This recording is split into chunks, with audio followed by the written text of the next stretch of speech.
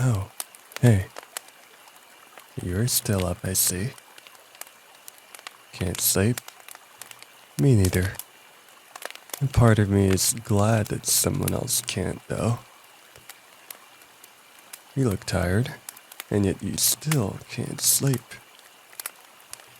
Whenever I can't sleep, I just pull a book out from my pack and just read away until I doze off.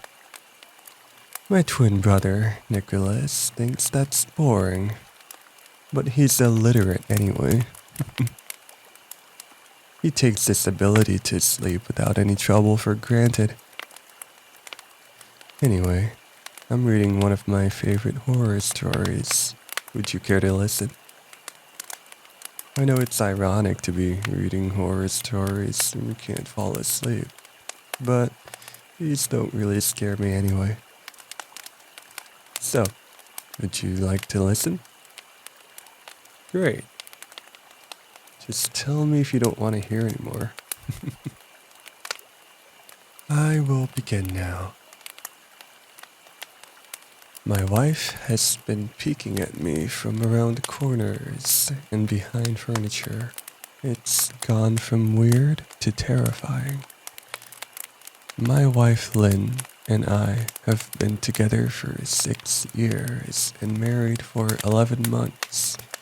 Our entire history together has been very normal, and never once have I ever noticed any weird behavior or red flags.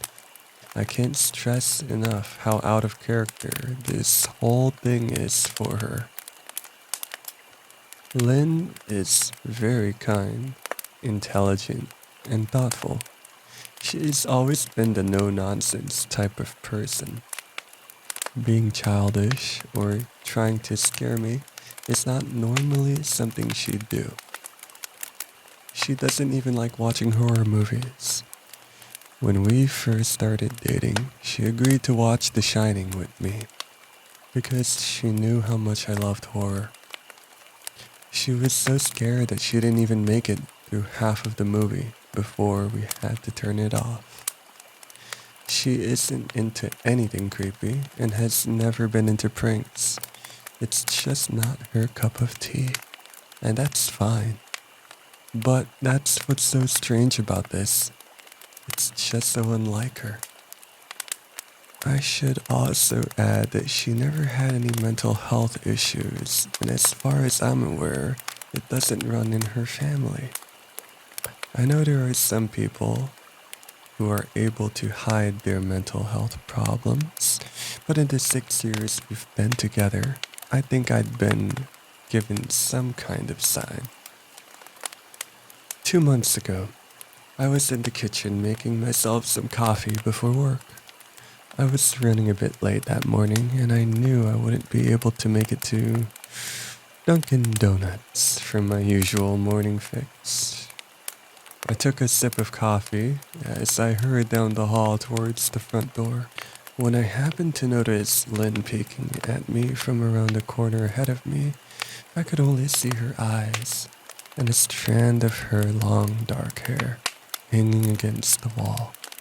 The rest of her body was concealed behind the corner. I nearly spilled my coffee when I saw her. I did burn the shit out of my lips. "Geez, Lynn," I said, wiping a few drops of coffee from my pants. "You scared the shit out of me." She immediately popped out of view like a little kid that had been caught.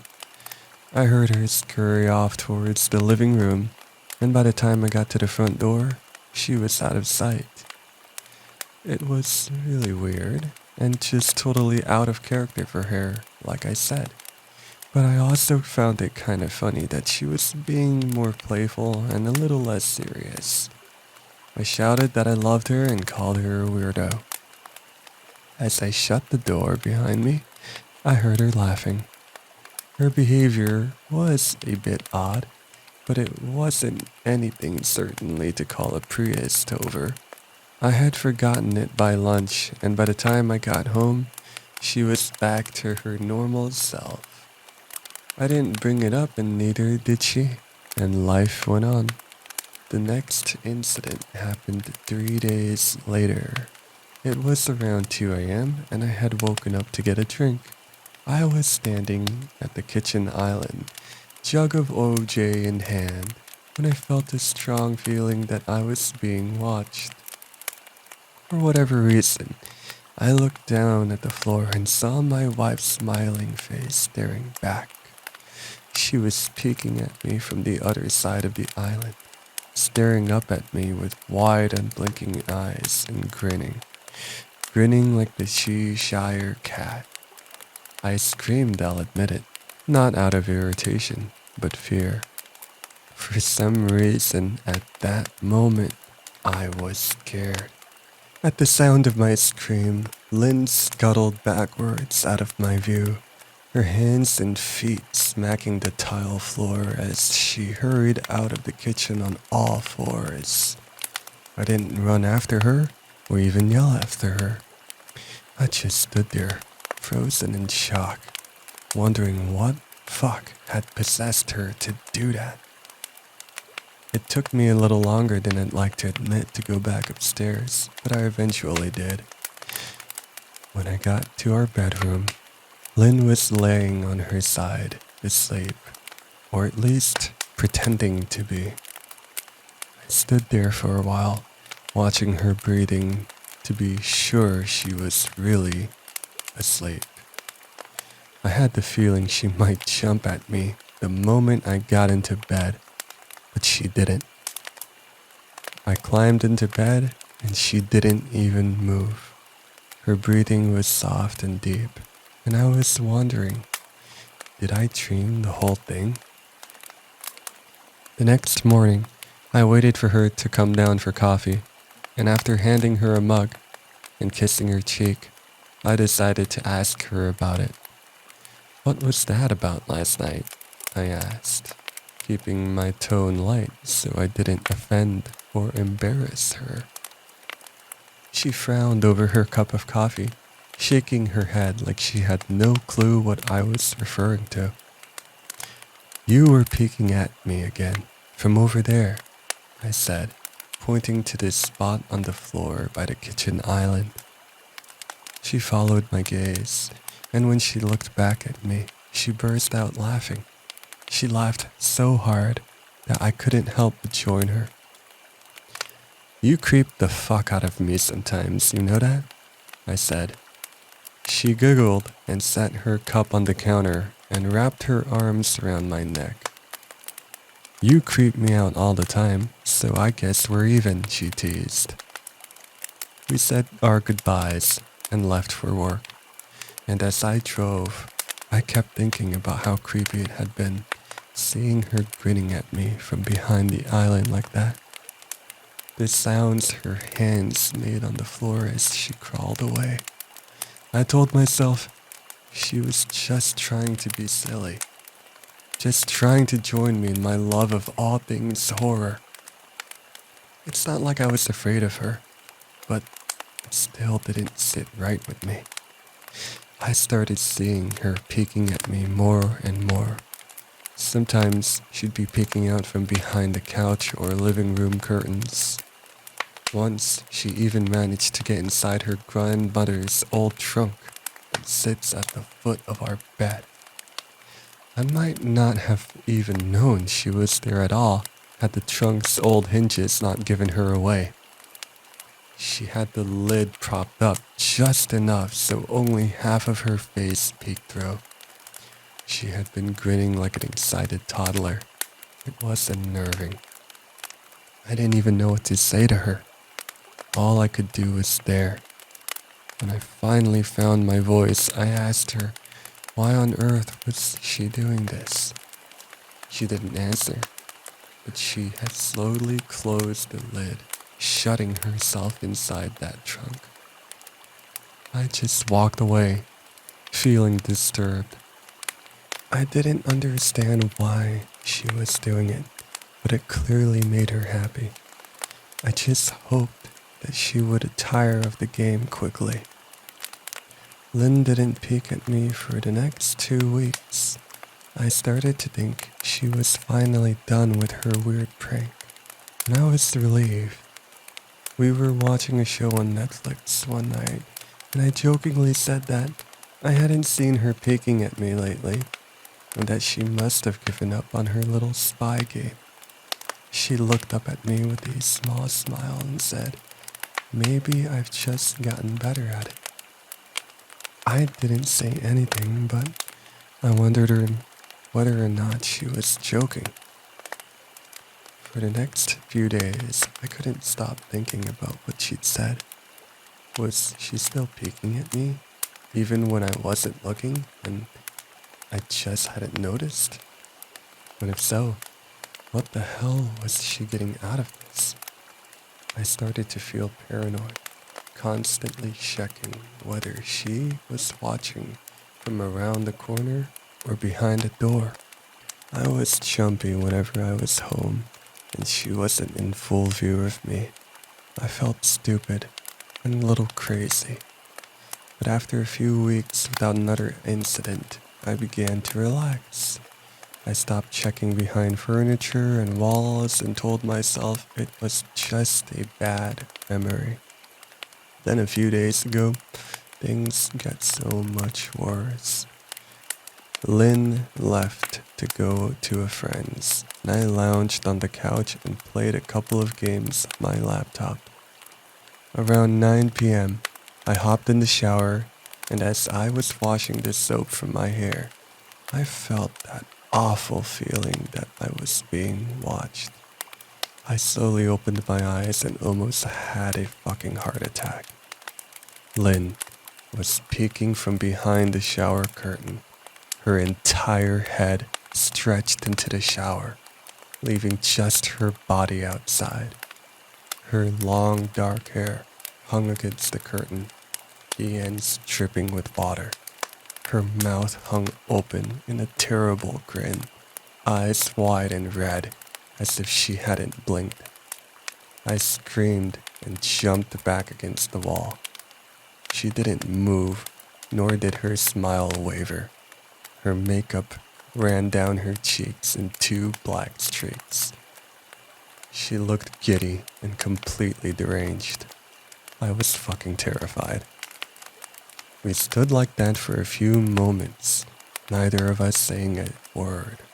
Finally, after what felt like forever, she slowly pulled her head back out of the shower, and I watched her blurry figure through the curtain as she moved backward towards the bathroom door. A second later, the bathroom door slammed shut, hard enough to rattle the mirror. I screamed again and jumped out of the shower to lock the door. I stayed inside the bathroom for over an hour. Maybe I overreacted to some of you, but joke or not, I wasn't going to put up with that crazy shit anymore.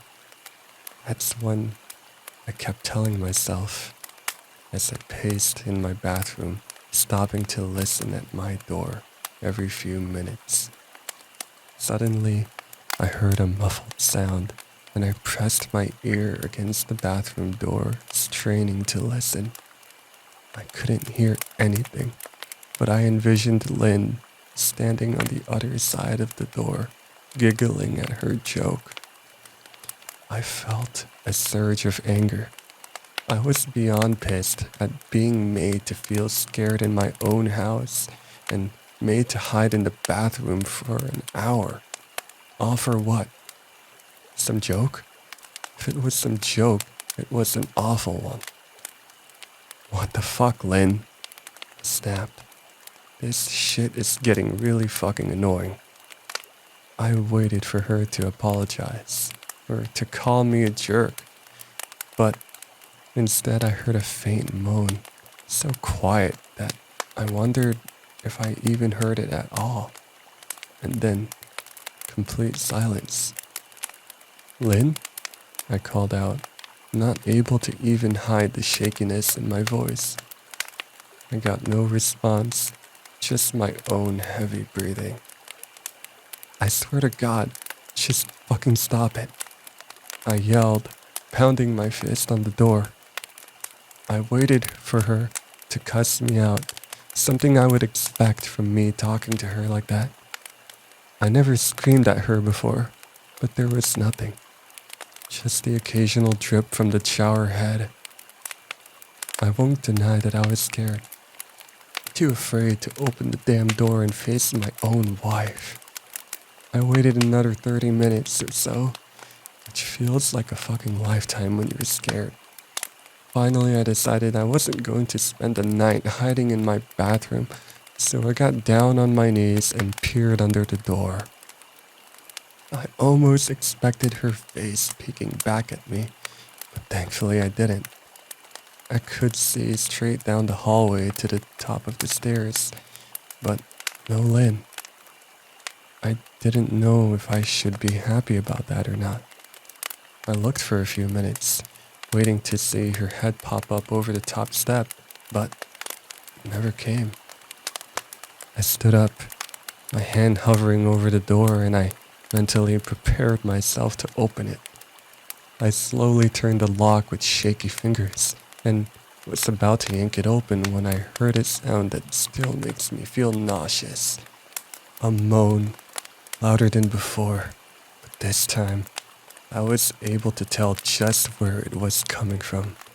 I turned my head to the closet door as if in slow motion, and I locked eyes with my wife, who was peeking out at me from the slight gap.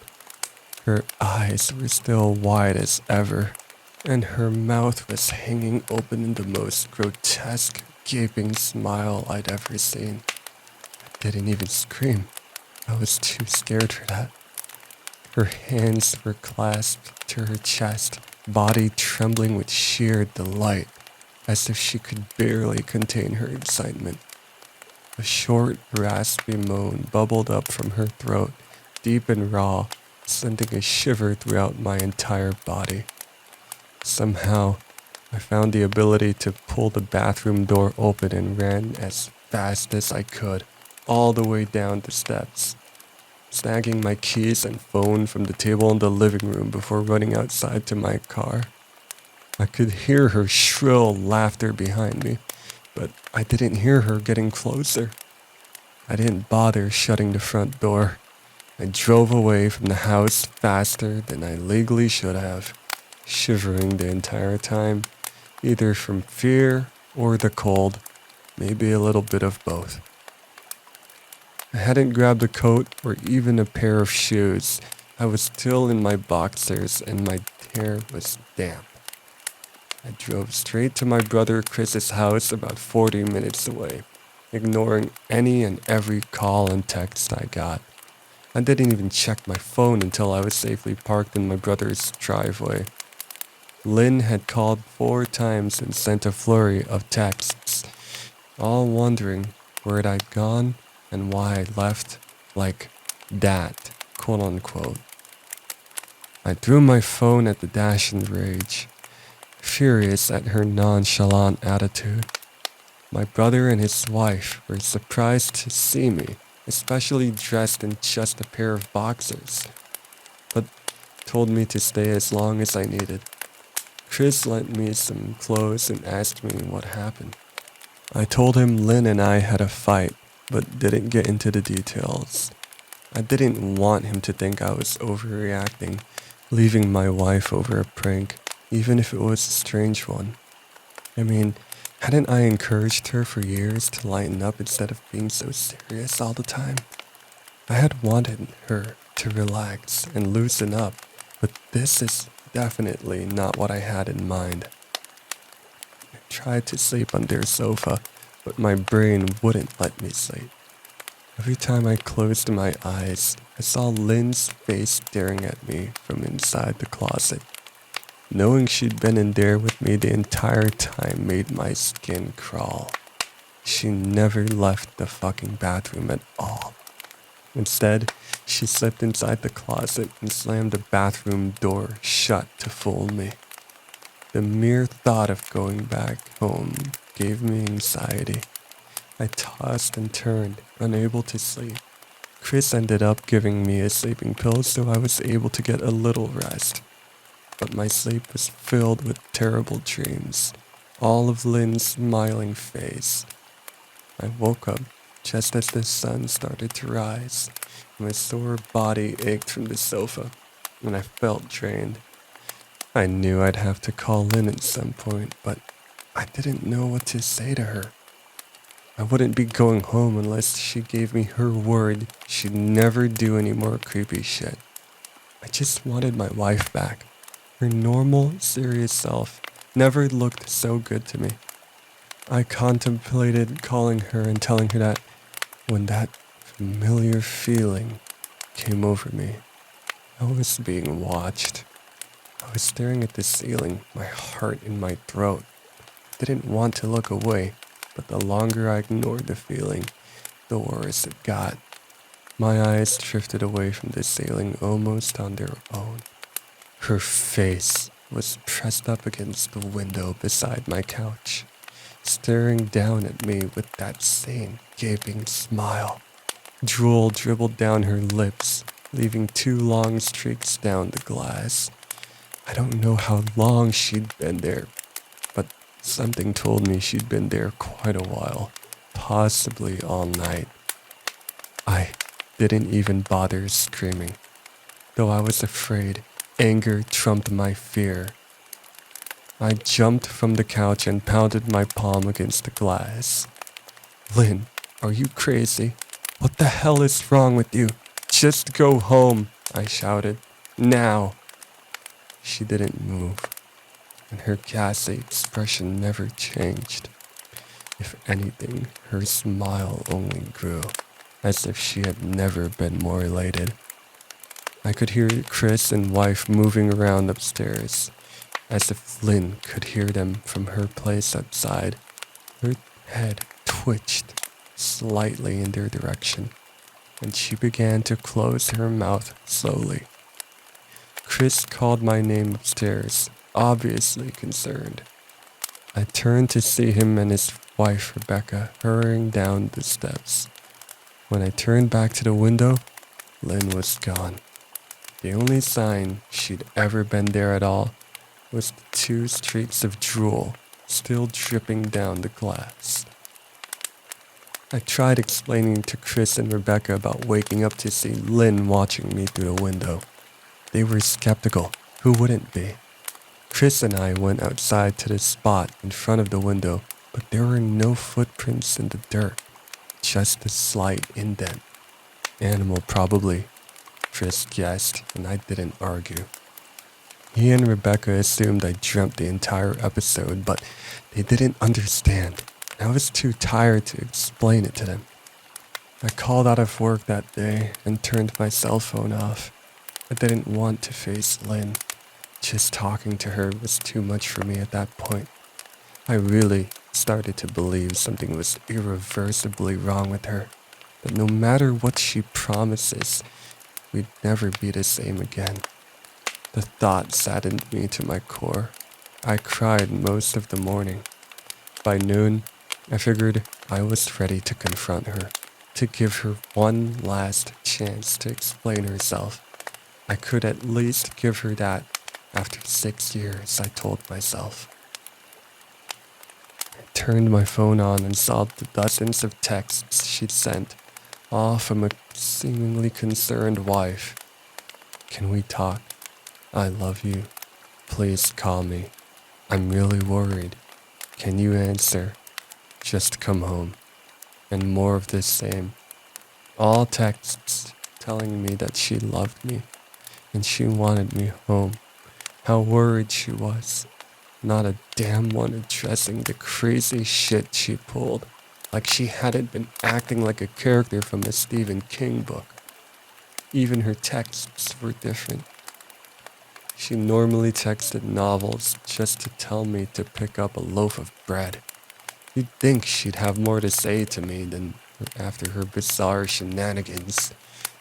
I know it probably seems childish to some of you who are miles away from this situation, but if you saw the way Lynn had looked at me, how she scampered away on all fours like some wild animal, grinning at me from inside the closet like a lunatic, then I think you'd find my reaction was warranted.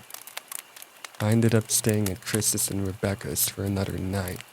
I didn't wake up yesterday until afternoon, and thankfully, I didn't see Lynn's face watching me through the window. I don't want to pry because it's not my place, but is this fight something that can be mended? Rebecca asked. She made us both a sandwich for lunch, and I knew she wanted to breach the subject without seeming to be nosy. I don't know. She's like a different person, I said, choosing my words carefully. I still wasn't ready for her or Chris to know the full extent of the batshit craziness I had been dealing with. She will change, Ben, but she's still the same woman you married. Maybe you both just need to talk through your issues. Whatever is going on, I'm sure it can be fixed, she said, ever the peacemaker. I think it's beyond that now. I don't think talking would help. I just don't trust her, I said. The words stung in my heart. I missed and loved my wife, but how can I live with someone like that? Living in constant fear didn't sound too appealing. Lynn loves you. She has to be absolutely crushed, she said. I don't know about that, I said. Well, she certainly seemed like it to me. I've never seen her so upset. Very much unlike the Lynn I know, Rebecca said, shaking her head sadly. It took a full minute for her words to really sink in, and when they did, I felt the dread warming its way through my skin. Wait, what? What do you mean? You saw her? You saw Lynn? I asked, my mouth suddenly dry. Rebecca nodded casually as if that fact wasn't nightmare fuel. Maybe for her it wasn't. She stopped by this morning, just after Chris left for work, she said, cleaning the plates from the table. I didn't see her car though. Maybe she took an Uber or something. Beck, what did she say? Did she come inside? I asked, sweat starting to break out of my forehead. I began looking around, examining corners as though a predator had lurked behind them. No, she just asked if you were awake yet, and I said that you weren't. I asked if she wanted me to wake you, but she said no. Just said to let you sleep, she said as she washed the dishes. That's all? She didn't say anything else? I asked. No, she looked awful though, like she hadn't slept in days. I think we should call her. I got up from the table and thanked Rebecca for lunch. I felt a little better at the knowledge that at least she didn't come inside, but still, I needed to double check that the doors were locked. I sat for a while trying to figure out what to do next. I didn't want to go home, but I felt that I owed it to Lynn to help her if I could. Hadn't I sworn an oath to love her and honor her through sickness and in health? Clearly she was sick. Very sick. If she was sick, which I truly believe she was, I had to try and get her all the help she needed. But I didn't even know where to start. I didn't want to call the police. And besides, what the hell was I going to tell them? That my wife was speaking at me? That she was being creepy? As bizarre as she'd been, she still hadn't committed any crime. Not yet, anyway. The police would have probably said that I was overreacting, but this wasn't some prank. It felt wrong. Dangerous, even. Like something sinister lurked beneath her smile. I knew as her husband I was well within my rights to have her committed. But what if she simply acted normal in their presence? She'd obviously been able to fool Rebecca into thinking she was just a concerned wife. As long as the doctors didn't find her a danger to herself or others, they'd have no choice but to release her after 72 hours. I felt lost, overwhelmed. So I did what any husband in my position would do. I called her mother. I didn't want to, believe me. Her mother, Marianne, and I were never on the best of terms. We never fought or anything like that. She just wasn't a very warm person and wasn't really easy to get along with. She hardly ever smiled, and when she did, only her lips would move into a thin-lipped smile, leaving her eyes as blank as before. She gave off this aura that she felt like she was permanently on the offensive. I'd only met her twice, and for both times were for such short visits. I got the impression she didn't approve of me for her daughter. Lynn always ushered us out so quickly, and she didn't want me to feel uncomfortable, which I was grateful for. Being in her mother's company felt almost unbearable, like walking on glass. I was glad when we moved 3 states away because we didn't have to see her often. I was happy to avoid the woman, but I needed her help.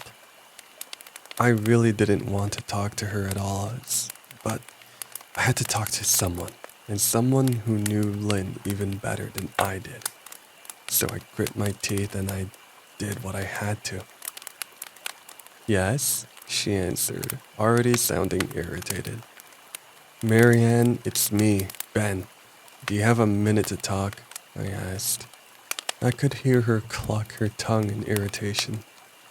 I'm in the middle of writing some checks, but if you insist, I suppose I can spare a moment.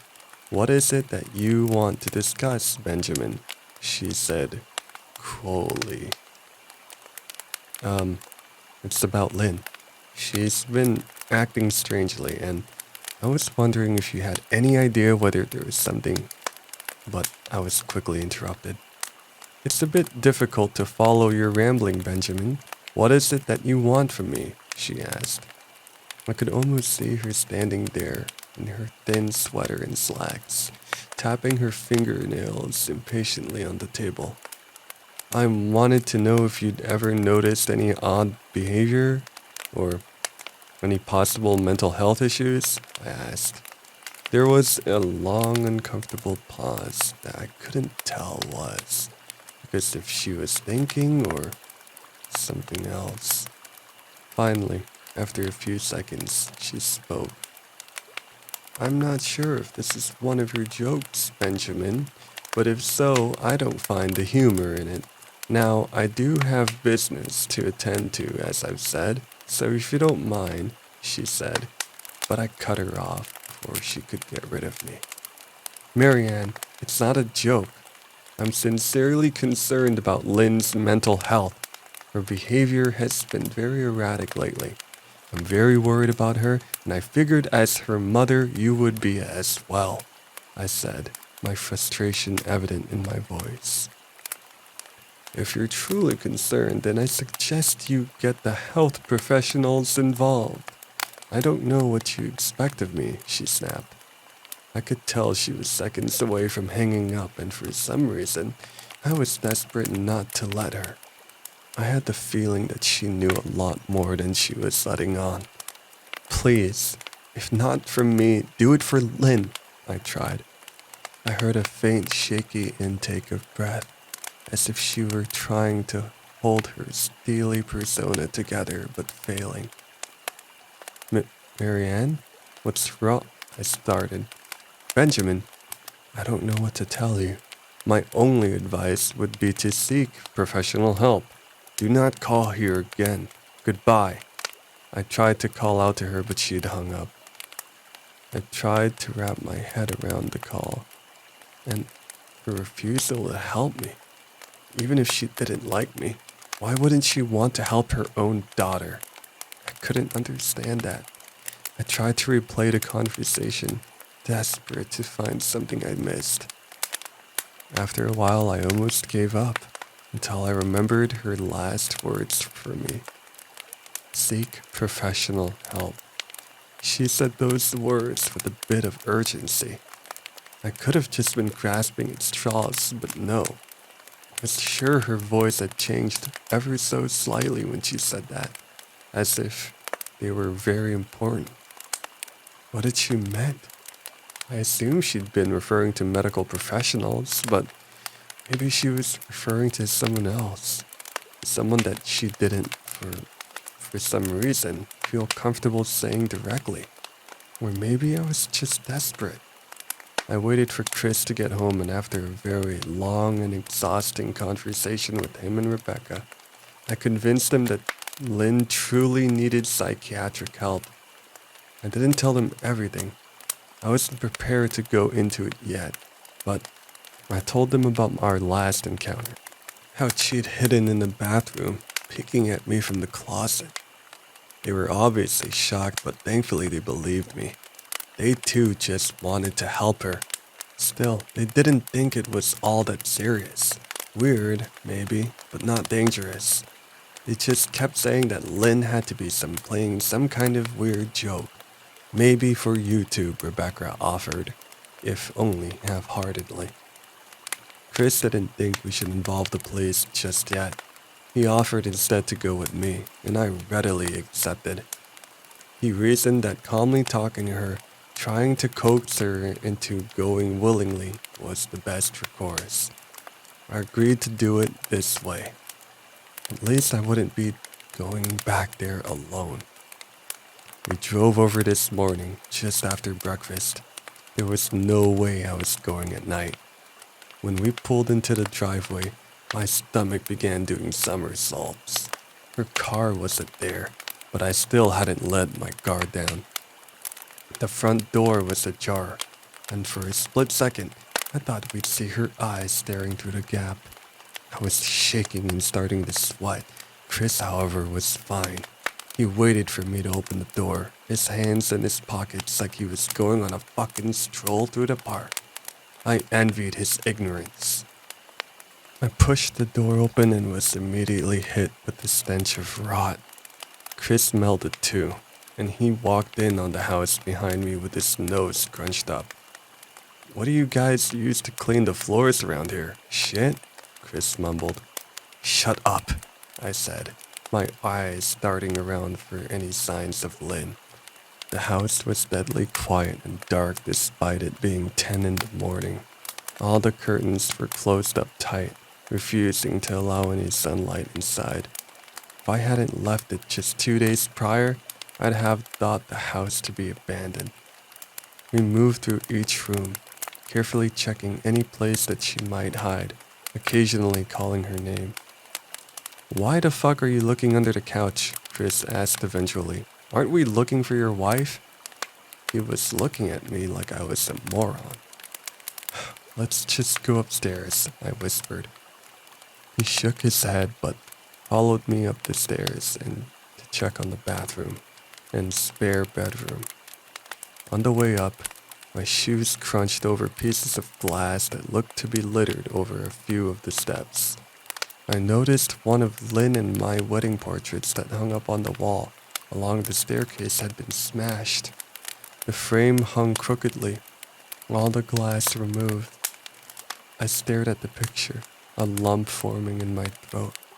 We had taken the photo just after leaving the church, after saying our vows. She looked so beautiful in her white gown. I looked at Lynn's beautiful face. I never dreamed her face would ever be a source of terror for me. We climbed the rest of the steps and checked the spare bedroom, but it looked completely untouched. I was hesitant to go into the bathroom, my fear from that night coming back to me all at once. Chris noticed and offered to go in by himself, but I couldn't let him do that. So we walked in together, checking the closet and the shower. The bathroom looked as if it hadn't been touched since the night I left. "I don't think she's here, Ben. Why don't you pack some clothes and we'll try coming back tomorrow or something," Chris said. I nodded and went into our bedroom and shoved some clothes into a duffel bag. When I checked inside the closet, I came across the source of the smell and gagged. Chris took one look and lost all color in his face. He had to go stand by the stairs to get away from the sight and smell. And I gazed down in shock at what laid inside my bedroom closet. Soaking into the rug, there were at least a dozen eyeballs, all carefully laid out in pairs. Some were as large as a quarter, and others were tiny as a marble. Stared down at the eyes she'd collected from small animals and wondered how she'd gotten them, and shuddered at the thought. Man, I thought I had it bad with Becca's shoe situation, but fuck me. Your wife's in here collecting eyeballs, Chris said, gagging. Ben, I think we should go, he called from the hall. I'm getting nauseous. All right. I grabbed my duffel and shut the closet door on my new nightmare. I stepped out into the hall and took a deep breath of air. I could taste the rot on my tongue and I couldn't help but gag. Who the fuck lines up eyeballs in their closets like that? Chris mumbled. I tried to tell you she needed help, I said. She doesn't need help, Ben. She needs a fucking exorcist, he said. You coming or what? I can't stand to smell any. His words died in his throat, and his eyes grew wide in fear. I didn't ask him why. I could feel it. Someone was watching me, and I didn't even think it was the eyes in the closet. I turned around, my eyes slowly scanning the bedroom. Christ, I whispered, as I finally saw what we'd missed. Under the bed, curled on her side, watching us with the excitement of a kid on a Christmas morning, was my wife. She held her hands together just under her chin, and they were shaking eagerly. Now that she knew that she'd been found, I could hear the quiet noises she was making, a sort of hiccuping sound in her throat, as if the excitement was just too much for her. It was unnerving to say the least. Wide eyes and that same huge smile. Everything in me told me to run, but I forced it away. This was my wife. No matter how twisted, she was still the woman I married. I had to help her. Lynn, I said softly. She didn't respond, but her head bobbed back and forth in two quick little movements as if she were nodding. Baby, I just want to help you, okay? Can you let me do that? I asked. I had taken a single step forward, approaching her like some kind of dangerous animal. I love you, Lynn, I said softly, taking another step closer. She let a tiny moan escape her wide-open mouth, and I had resisted the urge to run. Her shoulders were starting to quiver, and her eyes grew as large as saucers. I crouched down so I could see her better and immediately saw the blood. Her hands were covered in it. They trembled the more closer I got. She was barely able to contain herself. Lynn, are you hurt? You're bleeding, I said. She bobbed her head again, her bloody fingers moving up and down as if they were playing an invisible piano. They occasionally grazed her chin, leaving smears of blood on her skin. I wanted to recoil in disgust. The smell that was coming off of her was revolting.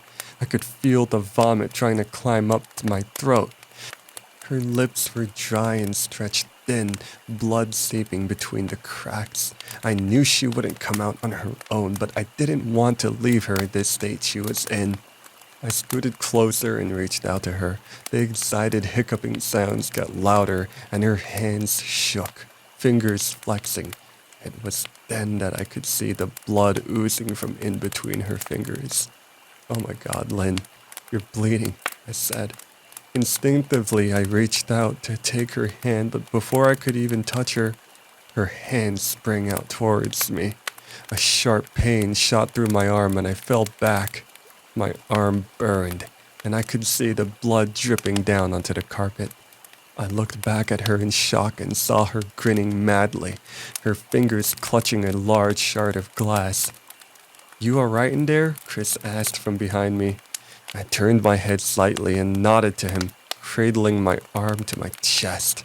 When I turned back to face Lynn, I saw that her focus had shifted. She wasn't looking at me anymore, and she wasn't smiling anymore either. She was staring past me, her eyes glaring at Chris, the way a hungry lion might stare at an antelope. Her mouth was still hanging open, but it was twisted into a snarl. I got to my feet and began walking backwards down the hall, afraid to take my eyes off her. "Are you bleeding?" Chris asked. The moment the words left his mouth, Lynn started fast scooting out from under the bed, the glass shard still in her fist. "Chris, run! Go!" I yelled.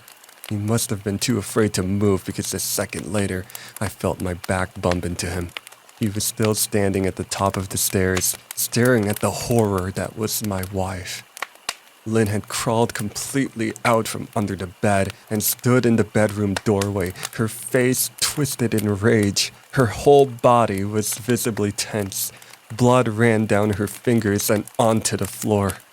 "Jesus, Lynn," Chris said. You, playing hide and seek?" I reached back and pushed him towards the steps. "Move your ass, Chris," I said as quietly but firmly as I could. Lynn bobbed her head in fast, sharp motions and began to grin, stretching her mouth open wider and wider, so much that her chin seemed to touch her chest. I heard Chris mutter a prayer, and then he was running down the stairs. I stood at the top of the steps, stuck between the love for a woman who clearly needed serious help and self-preservation. "I only want to help," I said, choking back tears. Her eyes focused on me again as she slowly lifted the glass, holding it out in front of her. And then she started sprinting towards me, grinning with utter excitement. Thankfully, my body took over and I flew down the stairs, skipping 2 or 3 at a time. I made it to the front door before I felt her leap onto my back, wrapping her arms around my neck, her open mouth next to my ears so that I could hear those terrible hiccuping noises up close. I shook her off of me, knocking her to the floor. I felt a searing pain in my back as she went, but I tore open the front door and bolted to my car.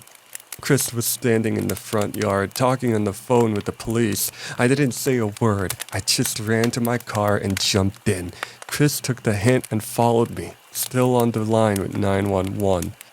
I watched the rearview mirror, sure I'd see her there, running after us, but I never did. I just went straight to the ER and got 11 stitches in my arm and 3 on my back. The police asked a lot of questions and went back to the house to do a search, but of course, Lynn wasn't there. They advised me to stay with a friend or a relative for a while and to file a restraining order as soon as I could, but none of those things would matter. Somehow I just knew. I dropped Chris off at home and went to a motel an hour away. I wanted to put as much distance between me and Lynn as I could. This is where I've been for the last 4 hours. I thought maybe police would find her. Maybe they'd get her the help she desperately needs. But I don't think so. Because 40 minutes ago, I got a text from an unknown number. Just 3 words. "I found you," with a picture attached. The picture was dark and grainy, but I instantly knew what it was. There was no mistaking my wife's eye. I started typing this out immediately after. I don't know what to do. I'm scared and alone, and I can't help but feel that I'm being watched. Well, that was a interesting and rather long story. Well, in my opinion, I thought the story was good, but I think the protagonist made a very illogical decision by deciding to be alone. I don't know. Don't you think you would stay with your brother and his wife after your wife has been, doing all that crazy stuff and stabbing you and all that jump scare things, eyeballs in the closet? Oh, you're asleep.